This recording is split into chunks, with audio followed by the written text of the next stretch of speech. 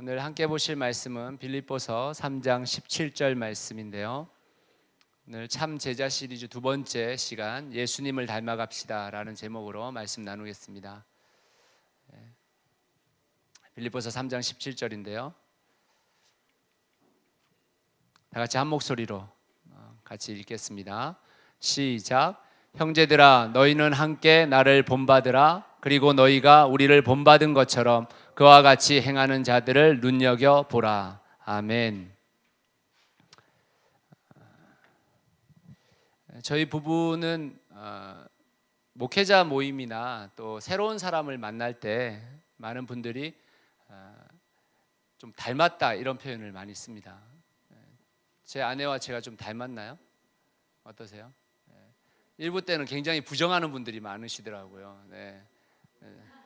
예, 아내가 훨씬 더 나은데 닮았다고 한다고. 부부가 살아가면서 좀 이렇게 닮아가지 않습니까? 그런 장면이 저희 교회도 있는데요. 한번 저희 교회 제가 무작위로 문자를 보내가지고 사진을 보내달라고 했는데 사진을 보내주신 분들을 제가 한번 보여드리겠습니다. 어떠세요? 조기란 형제와 김미정 자매.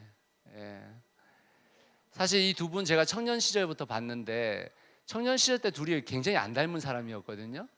근데 결혼하고 나서 정말 많이 닮아진 것 같아요. 또 한번 보시죠. 권혁춘 형제와 조유정 자매. 어떠세요, 여러분? 아빠 엄마다. 아빠 엄마. 네. 1부 때 참고로 순위를 정했는데 1위셨습니다. 조유정 자매와 권혁춘 형제가 1위였습니다. 자, 세 번째 김재시 형제와 우리 자매님 한번 보세요. 코 주위를 이렇게 한번 보세요. 너무 닮으시지 않으셨어요, 두 분이? 제가 따로따로 보다가 이 사진을 보니까 너무 닮아서 저도 깜짝 놀랐습니다. 또 우리 자주 보지 못하셨을 텐데 우리 백경 자매님 형제 유병욱 형제님과 같이 사진 찍었는데 두 분도 굉장히 닮아 있으시죠? 그렇죠? 점점 계속 닮아가집니다. 우리 진용 형제와 장정아 자매, 상당히 닮았죠. 두 분 중에 한 분이 좀 싫어하시더라고요, 일부 때. 자, 우리 최창선 형제과 최영순 전도사님 어떠세요? 닮았죠. 우리 김화중 형제와 또 가정 같이 보시죠. 두 분도 굉장히 서로 다른데 굉장히 또 둘이 같은 모습들이 보여요. 마지막으로 저희 교회 최고령 부부 되시는 따로따로 이렇게 봤을 때는 정말 닮았다라는 표현을 쓰기가 어려운데 이렇게 부부가 같이 사진을 찍어서 보면 굉장히 닮은 모습을 보게 되어집니다. 왜 그럴까요? 아마도 같이 웃고 같이 울고 같은 마음과 같은 곳을 바라보면서 살아가다 보니까 아마 닮아진 것이라고 생각이 듭니다. 시간이 흐를수록 함께 먹고 함께 삶을 나누다 보면 닮아가는 것이 사실은 당연한 것이죠. 이런 의미에서 우리는 또 다른 한 분을 닮아야 된다라고 저는 생각합니다. 성경은 예수님과 우리의 관계를 신랑과 신부의 관계로 삼으셨단 말이죠. 그러면 예수님과 함께 한 시간이 긴 시간이면 긴 시간을 보낸 사람이면 사람일수록 어떻게 돼 있어야 되는 것입니까? 예수님과 닮아 있어야 하는 것입니다. 저와 제 아내가 결혼한 지 14년 됐는데 14년보다 저는 더 오랜 시간을 예수님을 알았단 말이에요. 그 시간보다 더 오래전에 예수 그리스도를 구주로 영접했고 실상은 그보다 훨씬 더 오래전부터 교회에 다녔고 예수님을 알았단 말이에요. 근데 제가 제 아내하고 닮은 것보다 제가 예수님을 더 닮았느냐라고 물었을 때 대답하기가 참 죄송스럽습니다. 여러분은 어떠십니까? 가끔 예수님과 저를 생각해 보면 아무리 봐도 부부처럼 보이지 않는 어색한 부부를 보는 것 같은 그런 느낌을 받을 때가 많이 있습니다. 신랑과 신부가 같은 목적과 같은 곳을 바라봤어야 되는데 다른 목적으로 살고 다른 곳을 바라보고 있으니까 얼마나 닮지 않고 살아갈 수 있겠습니까? 예수님이 웃으실 때 나도 웃고 예수님이 울으실 때 나도 울었어야 되는데, 나는 예수님이 웃으시고 기뻐했던 그 가난하고 그 어려운 사람들과의 삶을 같이 하지 않음으로 인해서 오히려 예수님이 기뻐하시던 곳에서 기뻐하지 못하는 인생을 산 것이 아닌가 하는 생각을 할 때가 많이 있습니다. 제가 좋아하는 작가 중에 지금은 이미 하나님 곁으로 갔지만 헨리 나우엔이라는 분이 계십니다. 그분이 쓴 책 중에 예수님을 생각나게 하는 사람이라는 책이 있는데, 그 책에 보면 이렇게 이야기하고 있습니다. 모든 믿는 자들은 그들을 통해서 예수님이 생각나도록 하는 삶을 살아야 한다, 이렇게 이야기하고 있습니다. 이는 예수님을 믿는 사람들이 삶에서 예수님이 느껴지고 예수님이 보여지고 예수님이 나타나야 한다는 뜻이지 않습니까? 우리의 삶을 통해서 예수님이 느껴지고 다른 사람이 예수님이 보여지고 예수님을 나타내주는 삶을 산다라는 것, 그것이 예수님을 닮는 것일 것입니다. 아마도 우리의 인생 가운데 예수님을 살펴보면 예수님의 닮아야 될 점들이 너무나도 많을 것입니다. 그런데 오늘 저는 여러분들과 함께 예수님의 닮을 점 딱 3가지를 여러분들과 같이 좀 나누려고 합니다. 우리는 예수님의 어떤 삶을 닮아야 하는가? 첫 번째로 한번 따라 하시죠. 예수님의 섬김을 닮읍시다. 다시 한번 따라 합시다. 예수님의 섬김을 닮읍시다. 네. 예수님은 이 세상을 살아가면서 늘 섬김의 삶을 살았습니다. 사실 지금도 예수님은 섬김의 삶을 살고 계시죠. 예수 그리스도께서 승천하시고 나서 어떻게 됐다고 성경은 기록하고 있습니까? 어디에 있다고 하시죠? 하나님의 우편에 앉으셔서 우리를 위해서 뭐 하신다고요? 중보하신다, 우리를 위해서 기도하신다, 이렇게 얘기하고 있습니다. 이것은 유대교, 특별히 이 고대 유대교의 이 생각을 가지고 이 글을 쓴 것인데요. 우리가 재판을 할 때, 여러분들이 생각할 때 왼쪽 편에 누가 서냐면 검사가 씁니다. 그죠? 그리고 가운데 죄인이 있고 오른쪽에 변호사가 서죠. 옛날에 이 고대 시대에는 검사들은 다 있었다는 거예요. 다시 말하자면 이 사람이 죄인이라는 것을 밝혀줄 증인들은 다 옆에 서 있었습니다. 그런데 변호해 줄 사람들이 없었어요. 그때 누가 변호해 주냐면 왕이, 판결을 하는 왕이 내려가서 그 변호를 하는 것입니다. 그게 고대 사회의 재판장이었습니다. 이것을 가지고 똑같이 비교하자면 예수님은 지금도 우리의 죄를 위해서 우편의 변호사가 되어주셔서 우리를 위해서 하나님 앞에 변호해주고 계시다, 중보해주고 계시다라고 이야기해주고 있는 것입니다. 지금도 예수님은 우리를 위한 섬김의 삶을 살고 있는 것입니다. 사실 예수님의 생애 가운데 예수님의 섬김의 삶은 대단한 삶이었습니다. 주님과 만나고 또 그분을 알고 그분을 경험할수록 훨씬 더 가장 낮은 자리에 있었던 예수님을 발견하게 되는 것이 우리의 삶입니다. 예수님은 이 땅을 떠나시기 전에 제자들에게 부탁하신 말씀들이 몇 가지 있는데, 그 중에 하나가, 가장 중요한 것 중에 하나가 섬김의 삶입니다. 마가복음 10장 42절에서 45절까지 말씀 같이 한번 읽어보겠습니다. 시작. 예수께서 불러다가 이르시되 이방인의 집권자들이 그들의 임의로 주관하고 그 고관들이 그들에게 권세를 부리는 줄을 너희가 알거니와 너희 중에는 그렇지 않을지니 너희 중에 누구든지 크고자 하는 자는 너희를 섬기는 자가 되고 너희 중에 누구든지 으뜸이 되고자 하는 자는 모든 사람의 종이 되어야 하리라.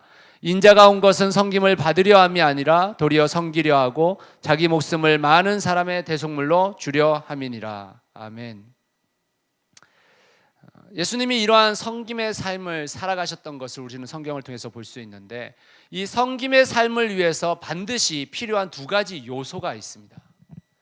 그것이 무엇이냐면 첫 번째는 열정입니다. 섬김의 자리에 내려가는 사람들을 보세요, 여러분.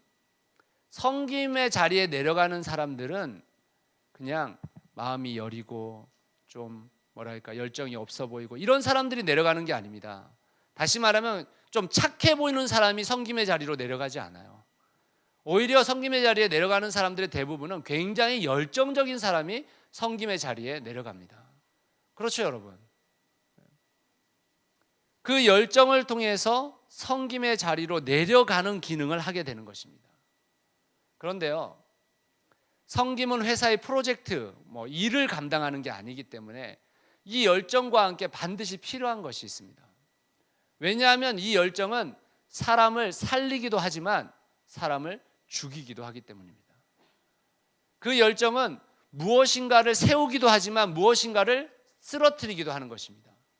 교회로 얘기하자면 교회에 열정이 있는 사람이 교회를 세우기도 하지만 교회를 무너뜨리기도 합니다. 그렇죠, 여러분? 그러기 위해서 주님의 섬김 가운데 반드시 필요한 두 요소, 열정과 함께 필요한 것은 무엇이냐면 겸손입니다. 겸손이 없는 열정은 실제로 많은 부분 상처를 만들어내게 되어 있습니다. 그러므로 우리는 주님의 섬김 앞에서 배워야 할 열정과 겸손을 우리는 꼭 배워야 하는 것입니다. 여러분, 구약 성경에서 많은 인물들이 나오는데 여러분들이 생각할 때 구약 성경에서 가장 열정적인 사람이 누구입니까? 그렇게 좀 생각 안 해보셨을 텐데 지금 한번 생각해 보세요.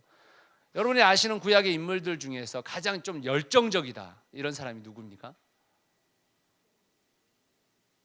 야곱도 열정적이죠. 야곱은 아내 차지할 때 굉장히 열정적이었던 것 같아요. 제가 보니까, 그죠? 7년을 2번씩이나. 또 어떤 분들이 있으십니까?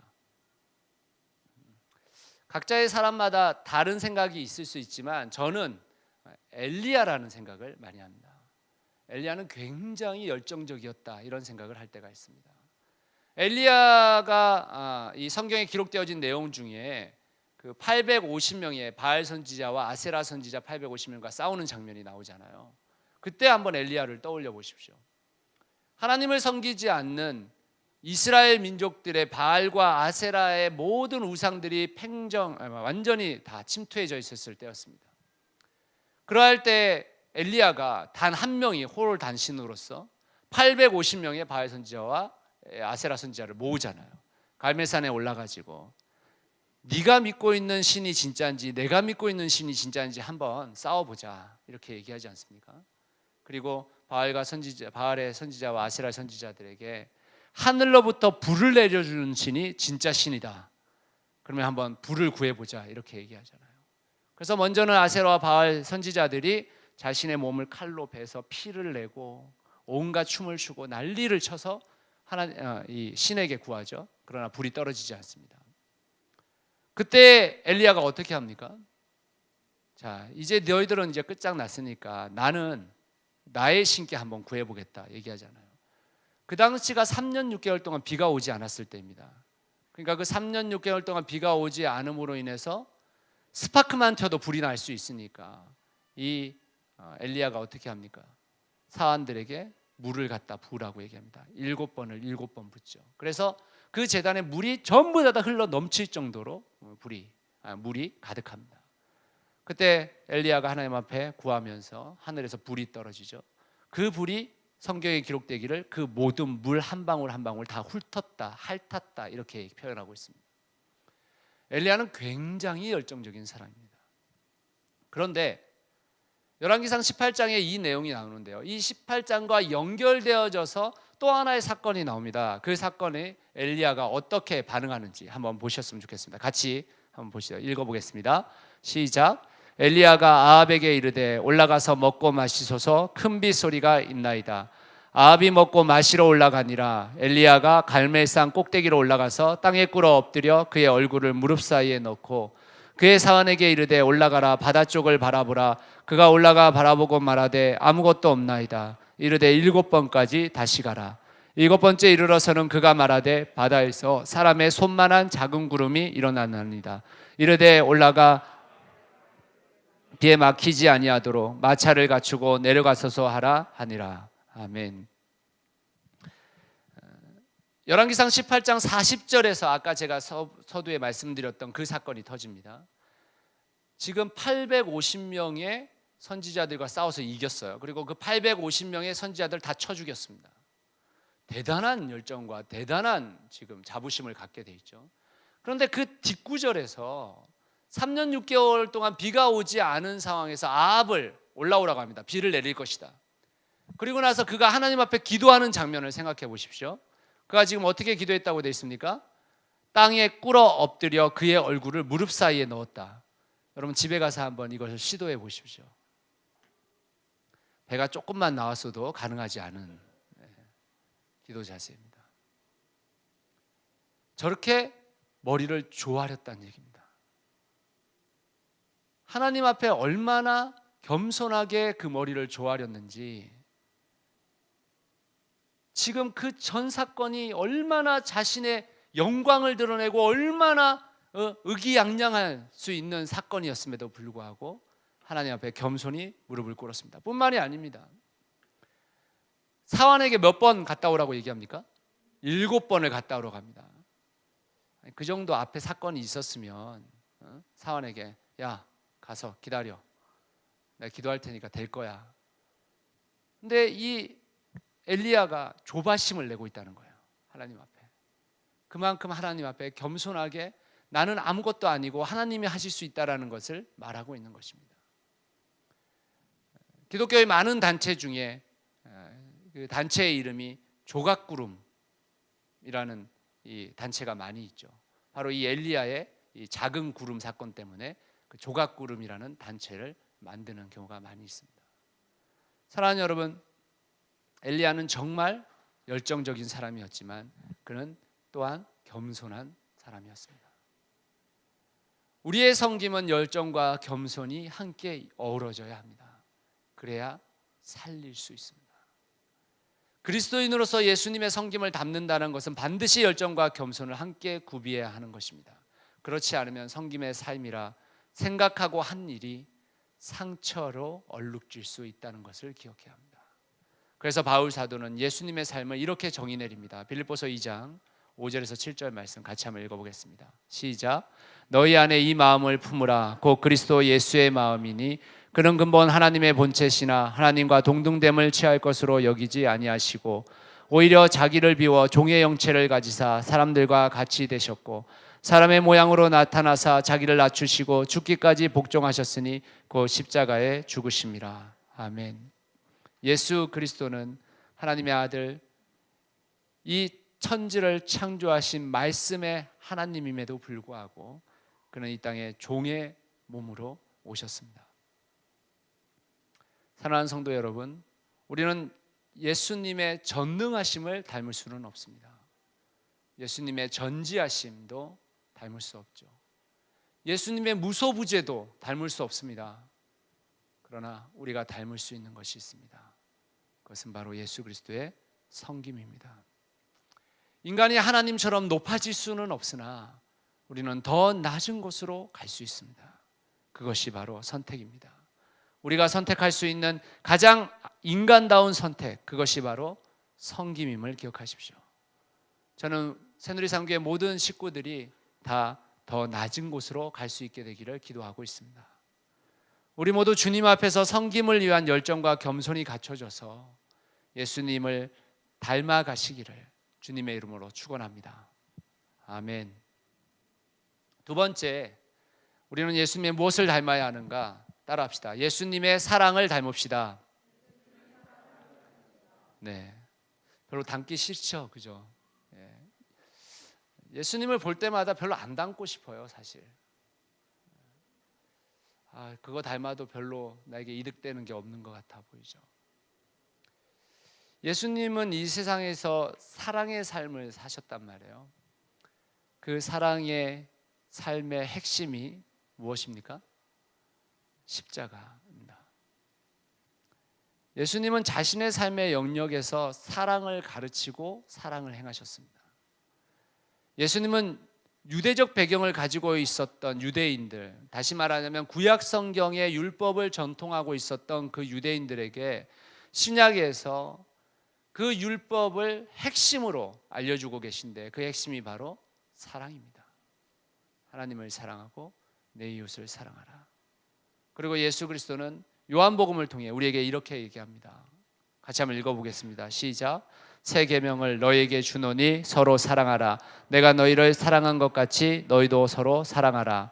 너희가 서로 사랑하면 이로써 모든 사람이 너희가 내 제자인 줄 알리라.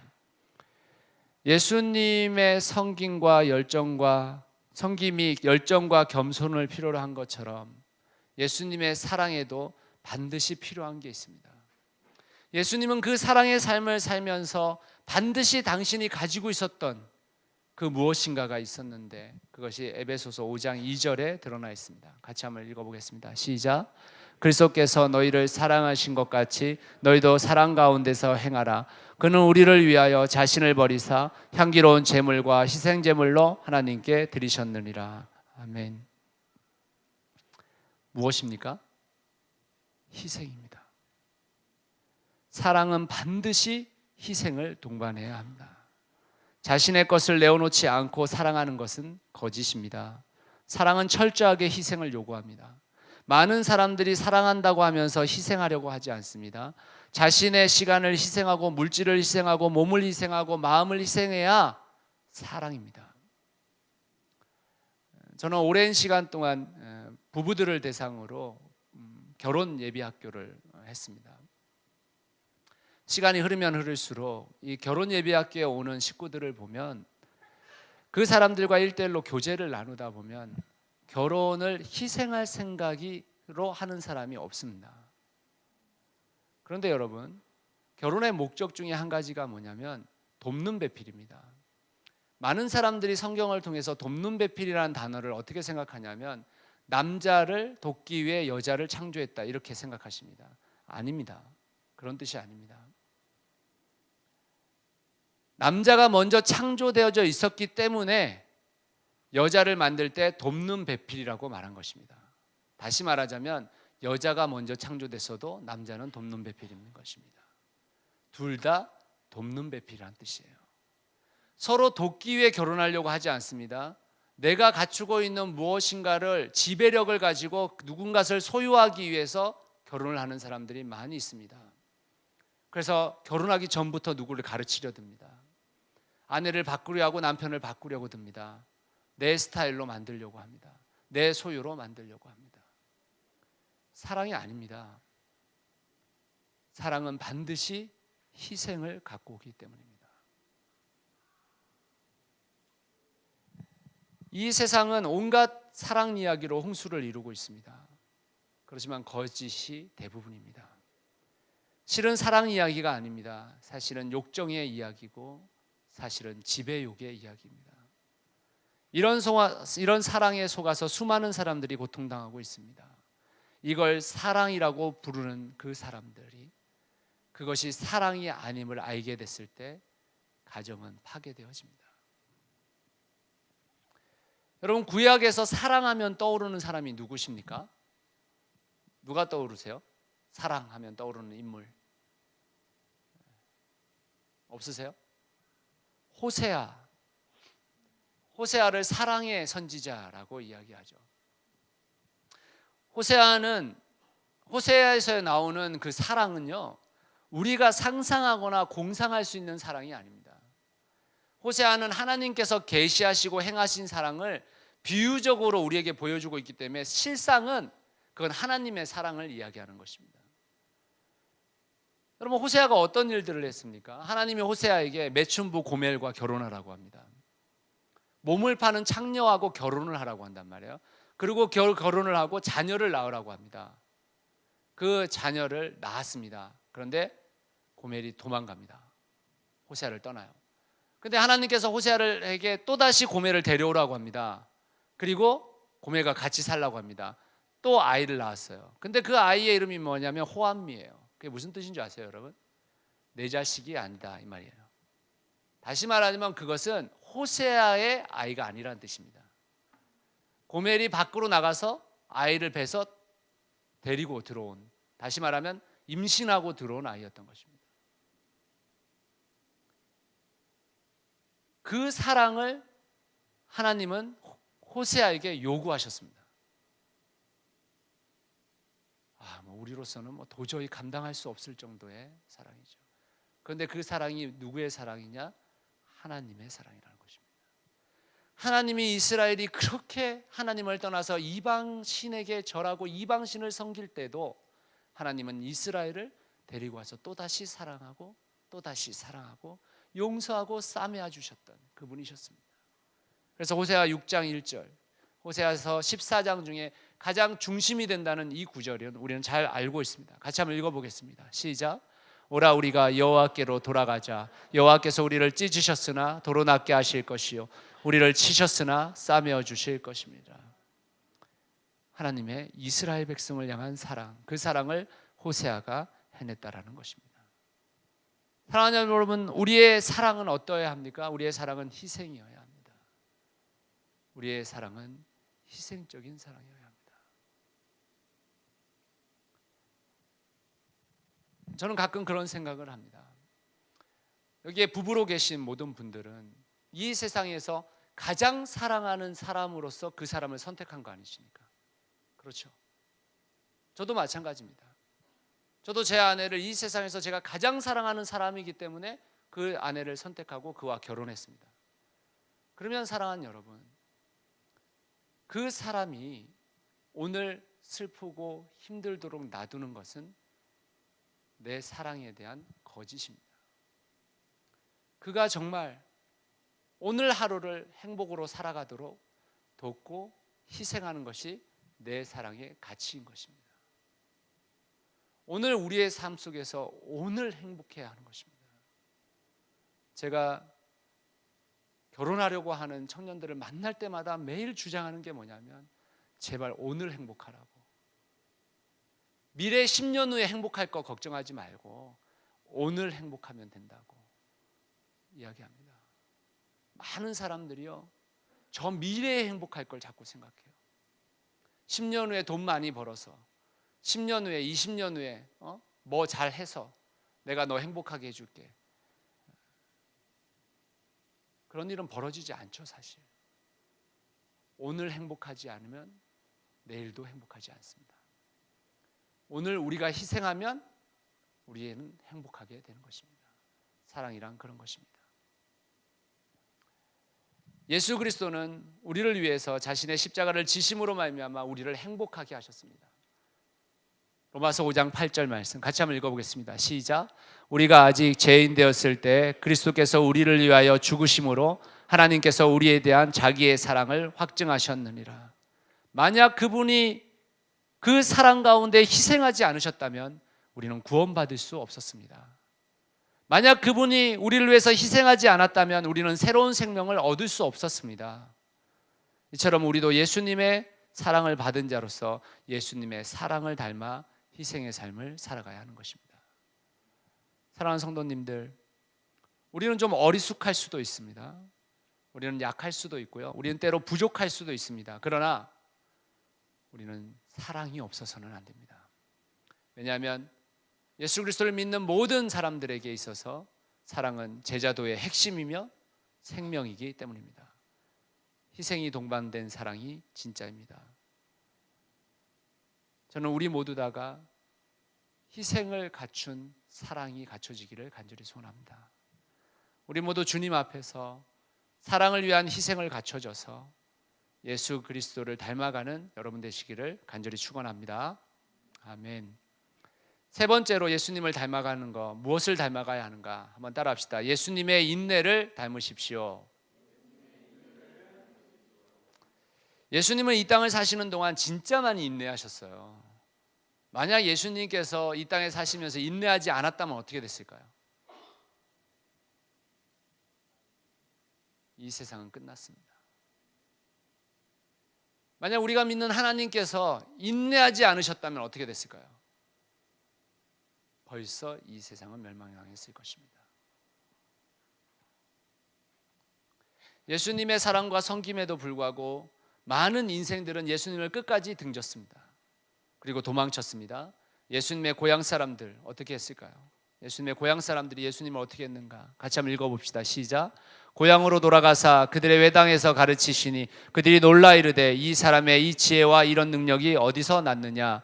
이는 그 목수의 아들이 아니냐? 그 어머니는 마리아, 그 형제들은 야고보, 요셉, 시몬, 유다라 하지 않느냐?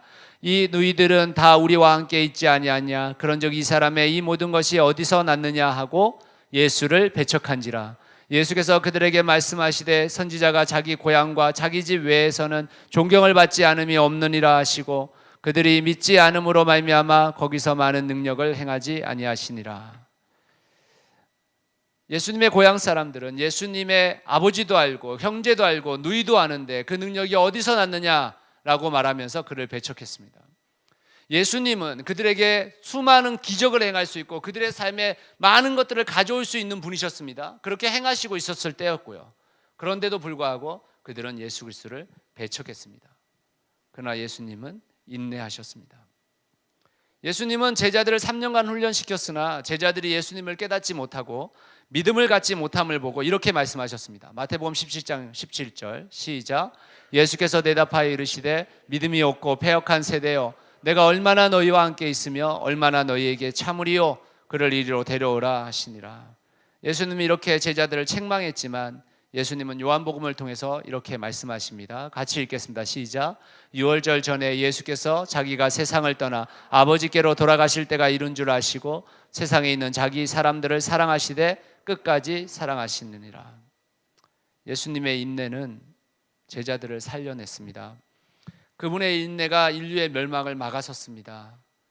그리고 그 제자들은 변화되었고 그 제자들이 인내함으로 말미암아 전 세계가 복음화되었습니다. 그리고 우리에게도 그 복음의 말씀이 들려오게 된 것입니다. 우리는 반드시 인내해야 합니다. 인내하기 위해 반드시 필요한 요소가 있습니다. 섬김을 위해서는 뭐가 필요하다고 했죠? 두 가지를 말씀드렸습니다. 뭐죠? 열심과 겸손. 그 다음에 사랑을 위해서는 뭐가 필요하다고 말씀드렸죠? 희생. 자, 이제 마지막 인내를 위해서 무엇이 필요한 것인가? 인내를 위해서 필요한 것은 바로 믿음입니다. 인내를 위해서 필요한 것은 반드시 믿음이 필요합니다. 믿음이 없이는 절대 인내할 수 없습니다. 왜냐하면 믿음이 있어야 소망이 생겨지기 때문입니다. 소망이 사라졌는데 어떻게 인내할 수 있겠습니까? 인내할 수 없습니다. 구약의 인물 중에 인내하면 떠오르는 인물 누굽니까? 욥. 대단한 인내죠. 여러분, 욥이 처음 사단의 시험으로 전 재산과 자녀를 잃었어요. 이후에 성경이 욥에 대해서 어떻게 평가하는가? 그 사건 이후에 욥기 1장 22절 같이 읽어보겠습니다. 시작. 이 모든 일에 욥이 범죄하지 아니하고 하나님을 향하여 원망하지 아니하니라. 대단한 거 아닙니까? 전 재산을 잃고 자녀들이 싸그리 다 죽었습니다. 그런데 욥을 어떻게 평가하고 있냐면 범죄하지 아니하여 하나님을 향하여 원망하지 않았다 이렇게 말했습니다. 하나님을 원망하지 않으니까 사단이 다시 하나님한테 가서 욥이 자기 몸이 성하니까 저런 거다라고 말하죠. 그래서 자기 몸이 어떻게 됩니까? 머리부터 발끝까지 종기가 다 납니다. 그래서 그 종기가 너무 가렵고 고통스러워서 기왓장으로 그 몸을 긁어야 된다고 말했습니다.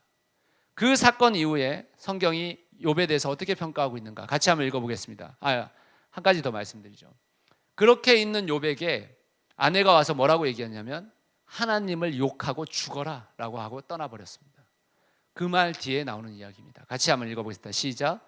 그가 이르되 그대의 말이 한 어리석은 여자의 말 같도다. 우리가 하나님께 복을 받았은즉 화도 받지 아니하였느냐 하고 이 모든 일에 욥이 입술로 범죄하지 아니하니라. 욥은 실로 대단한 인내의 사람이었습니다. 왜요? 하나님을 믿었기 때문입니다. 하나님을 신뢰했기 때문에, 그에게 믿음이 있었기 때문에, 그에게 소망이 있었기 때문에 그는 그 상황에서도 인내할 수 있었습니다. 신약 성경 야고보서에서는 이 욥의 인내에 대해서 우리에게 이런 말씀을 들려주고 있습니다. 같이 한번 읽어보겠습니다. 시작. 보라, 인내하는 자를 우리가 복되다 하나니 너희가 욥의 인내를 들었고 주께서 주신 결말을 보았거니와 주는 가장 자비하시고 긍휼히 여기시는 이시니라. 욥의 인내를 들어서 주님께서 어떤 결말을 주셨는지 우리는 보았다라고 표현하고 있습니다. 사랑하는 성도 여러분, 우리는 화를 낼 수도 있습니다. 우리는 손해를 볼 수도 있습니다. 어쩌면 지금 우리의 삶이 막다른 골목에 있는 줄도 모릅니다. 그러나 우리는 인내해야 합니다. 왜냐하면 우리는 신실하신 하나님을 믿는 자들이기 때문입니다. 만약 정말 예수님 때문에 손해보고 있다면, 여러분이 정말 예수 그리스도 때문에 손해보고 있다면 여러분 감사할 조건입니다. 왜냐하면 그 인내가 우리에게 가장 자비하시고 긍휼이 많으신 예수님을 닮게 한다고 말하고 있기 때문입니다. 우리 모두 주님 앞에서 인내를 위한 믿음이 갖춰져서 예수 그리스도를 닮아가시는 여러분 되시기를 간절히 축원합니다. 아멘. 말씀의 결론을 맺겠습니다. 여러분은 어떤 사건 현장에 있어 보신 적이 있으십니까? 어떤 사고가 터진 그 현장에 있어 보신 적이 있습니까? 작게는 교통사고를 당할 수도 있고 또 여러 가지 상황들이 처해질 수 있는데, 저는 어릴 때 화재 현장에 있어 본 적이 있습니다. 제가 그 건물에 있었던 건 아니고요. 저희 집 근처에서 불이 났는데 그 불 구경하러 갔던 거죠. 어린 시절이지만 제 머리에 아직도 생생하게 기억되어지는 장면이 있습니다. 그 건물이 한 5층쯤 되는 건물이었는데 그 건물에 불이 나서 그 5층에서 사람들이 다 뛰쳐나오는 거예요. 뛰쳐나오고 또 주위에 있었던 사람들도 그 불이 계속 좀 커지니까 전부 다 뒤로 물러서기 시작했습니다. 저도 마찬가지였고요. 그런데 그 와중에 반대로 모든 이들이 뛰쳐나올 때 반대로 그 건물 안으로 달려가는 사람들이 있었습니다. 그 사람들이 소방관들이었고 또 그 건물 안에 사랑하는 사람들을 남겨둔 사람들, 그 사람들이 그곳으로 반대로 달려가고 있는 것을 보게 되었습니다. 저는 아직도 그 장면을 잊지 못합니다. 저는 오늘 이 설교를 준비하면서 예수님을 닮아간다는 것을 생각하면서 그 소방관과 그곳으로 향해서 달려가던 가족들이 기억났습니다. 예수님을 닮아가고 따라간다는 것은 반대로 달려가는 것입니다. 세상의 대부분의 사람들이 가고 있는 방향이 아닌 반대로 달려가는 것이 예수 그리스도를 닮아가는 것입니다. 누군가를 섬기고 누군가를 사랑하고 누군가에게 인내하며 사는 것은요, 세상이 우리에게 알려주고 있는 방법이 아닙니다. 세상이 우리에게 알려주고 있는 것은 내가 잘 돼야 되고 내가 많은 것을 가져야 되며 내가 누군가에게 더 많은 섬김과 사랑을 받아야 된다고, 그러기 위해서 더 높은 곳으로 가야 된다고, 누군가에게 인내하는 것이 아니라 그 분노를 분출해야 된다고 우리에게 가르칩니다. 그러나 성경은 우리에게 그렇게 가르치지 않습니다. 그러므로 예수 그리스도를 닮아가는 것은 세상과 반대로 달려가는 것입니다. 빌립보서 3장 17절에 이 길을 걸어간 한 사람이 우리에게 들려주고 있는 이야기가 있습니다. 같이 한번 읽어보겠습니다. 시작. 형제들아, 너희는 함께 나를 본받으라. 그리고 너희가 우리를 본받는 것처럼 그와 같이 행하는 자들을 눈여겨보라. 바울은 빌립보 교회 성도들에게 자신을 본받으라고 말했습니다. 무엇을 본받으라는 얘기입니까? 자신이 예수 그리스도의 삶을 따라가는, 예수 그리스도의 삶을 본받는 그 삶을 본받으라라고 말한 것이죠. 거꾸로 달려가고 있는 그 삶을 본받으라고 말한 것입니다. 빌립보 교회의 수많은 사람들은 세상의 논리와 세상을 쫓아가는 삶을 살고 있었습니다. 그런 사람들에게 바울은 자신을 본받으라고 말했습니다. 그러나 그거보다 저는 훨씬 더 은혜를 받은 것이 뭐냐면 그 뒷구절입니다. 바울이 뭐라고 얘기하냐면 너희가 우리를 본받는 것처럼 그와 같이 행하는 자들을 눈여겨보라. 이 말이 무슨 말입니까? 나 혼자 달려가고 있지 않다. 거꾸로 달려가는 사람이 또 있다, 이 말인 것입니다. 지금 또 있다. 그들을 눈여겨보고 같이 따라와라, 이 말인 것입니다. 사랑하는 여러분, 우리는 때로 예수 그리스도를 닮아가고 예수 그리스도를 따라가는 삶이 굉장히 외로운 길이라고 생각합니다. 그렇지 않아요. 그런 삶을 살고 있는 사람들은 얼마든지 있고요. 내가 그 삶을 안 살기 때문에 그런 사람들을 발견하지 못하는 것입니다. 사실은 우리가 그 삶을 따라 걸어가면 그 길에서 그것을 향해 가는 사람을 만나게 되는 것이죠. 실은 그 길을 누가 가주셨느냐, 우리가 다 알다시피 예수 그리스도께서 그 길을 걸어가 주셨습니다. 이 말씀을 좀 문맥에 유의해서 한번 읽어보십시오. 같이 한번 읽겠습니다. 시작. 만일 내가 내 아버지의 일을 행하지 아니하거든 나를 믿지 말려니와 내가 행하거든 나를 믿지 아니할지라도 그 일은 믿으라. 그러면 너희가 아버지께서 내 안에 계시고 내가 아버지 안에 있음을 깨달아 알리라 하시니. 지금 예수님이 뭐라고 얘기하냐면, 예수님이 지금 살아가는 그 삶 가운데서 내가 하나님의 아들이라고 얘기했는데 하나님의 아들이라는 것을 믿지 않고 있었던 수많은 사람들이 있었다는 것입니다. 그런데 예수님이 뭐라고 얘기했느냐, 내가 내 말로 하나님의 아들이라고 얘기하는 것 때문에 나를 믿지 말고 내가 지금 행하고 있는 이 행함으로 인해서 네가 나를 믿게 될 것이다. 내가 말하는 것 때문에 나를 믿지 말고 내가 행하고 있는 그 일로 인해서 나를 믿으라. 너희가 그 일 때문에 나를 보게 되면 내 안에 아버지가 있음을 알게 될 것이다 라고 말했다는 것입니다.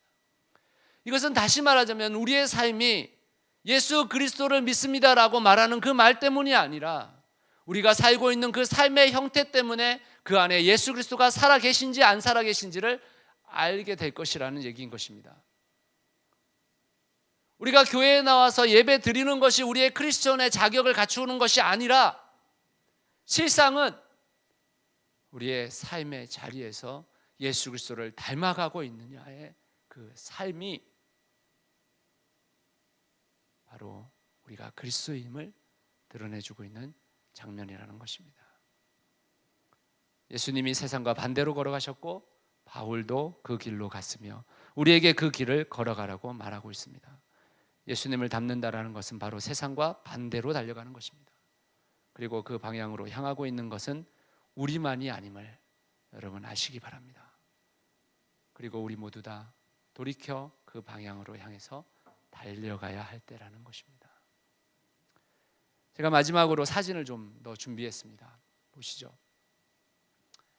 자녀와 함께 찍은 사진 한번 보시죠.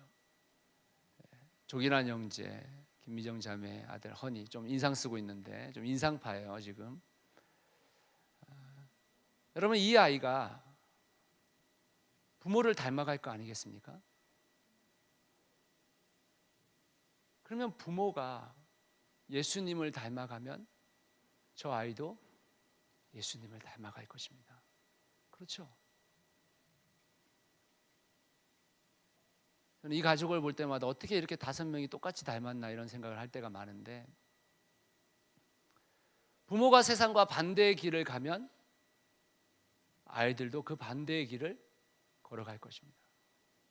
그러나 부모가 그 반대의 길을 가지 않고 세상을 쫓아가면 그 아이도 세상을 쫓아가게 될 것입니다. 진용 형제네. 좀 흐릿한 사진이지만 이 가족도 굉장히 많이 닮아있죠. 여러분 다음 세대 교육이라는 게 뭡니까? 다음 세대 교육이라는 것은 다시 말하자면 그들이 하나님을 신뢰하고 하나님을 믿는 신앙인으로 자라가게 만드는 것이죠. 그러기 위해서는 반대로 달려야 됩니다. 2마리 토끼를 다 잡을 수 있다고 생각하시면 오산입니다. 2마리 토끼는 잡혀지지 않습니다. 다른 방향으로 뛰고 있는 2마리 토끼를 어떻게 잡으시려고 하십니까? 마지막으로 김인동 형제네 가정. 사랑하는 여러분, 우리의 개인의 삶도 가정도 교회도 세상과 반대로 달릴 수 있어야 합니다. 그 길이 얼마나 행복하고 재미있는 길인지는 사실은 달려보면 알아요. 근데 혼자 달리는 것 같으면 힘들고 어려워 보여요.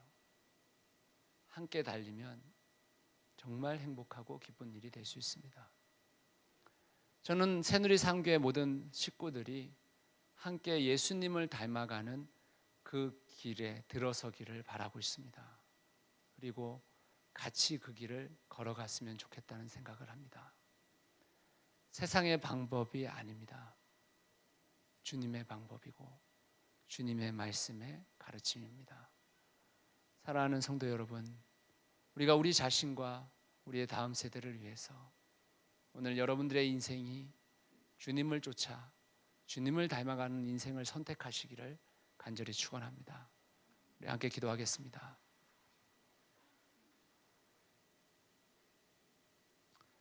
사랑하는 여러분, 우리가 같이 한번 기도할 때 이렇게 기도했으면 좋겠습니다. 주님, 제가 주님 앞에 나의 힘듦과 어려움을 다 맡겨드리고 나의 용기 없음을 다 맡겨드리고 주님 닮는 그 방향을 결정하고 달려가게 해주십시오. 주님, 제가 주님의 섬김을, 주님의 사랑을, 주님의 인내를 담게 해주십시오. 그렇게 우리 같이 한번 합심해서 기도하겠습니다.